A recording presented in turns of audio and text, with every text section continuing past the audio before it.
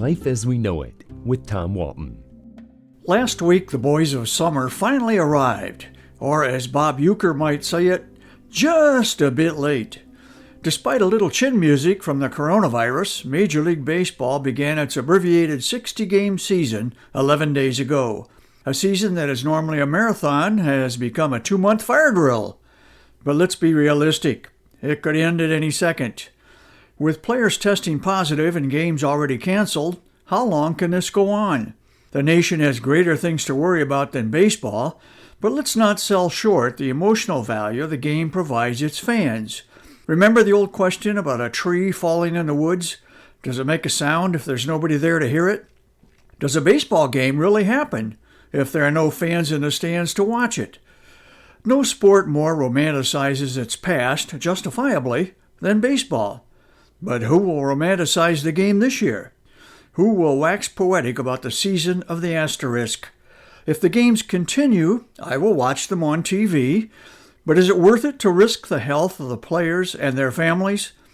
So please indulge me while I romanticize an earlier time, back in the 1950s and 1960s, when millions of American kids filled their summer days and a good part of their summer evenings playing baseball in the nearest dusty field, or as I and my buddies did, in a narrow alley behind my house.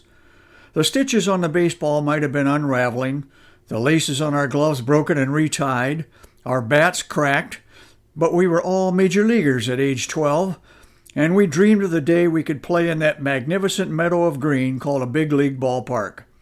My field of dreams was Cleveland's old municipal stadium, with grass so immaculately tended by the Bossards, Emil and the boys.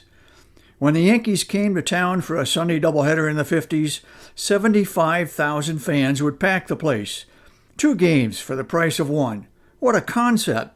That's when I saw Larry Doby for the first time. Just 8 years old, I didn't know that he had broken the American League's color barrier in 1947, just 11 weeks after Jackie Robinson's debut with the Brooklyn Dodgers. I didn't see black or white. I saw a great player who remains my all-time favorite to this day. Imagine my excitement decades later when I went to Cleveland Indians fantasy camp in Arizona in 1991 and ended up on Larry Doby's team.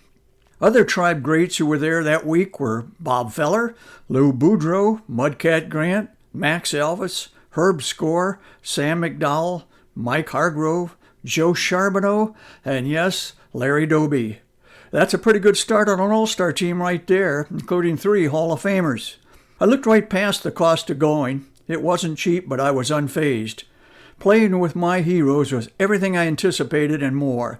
Today the memories still flood back and they are all good.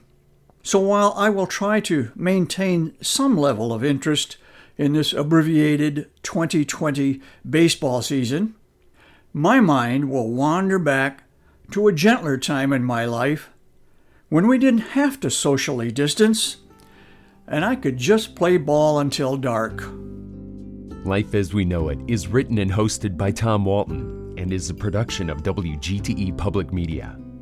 Life as We Know It with Tom Walton can be heard on WGTE FM 91 every Monday afternoon during All Things Considered at 5:44 p.m. Or hear past episodes at WGTE.org/life.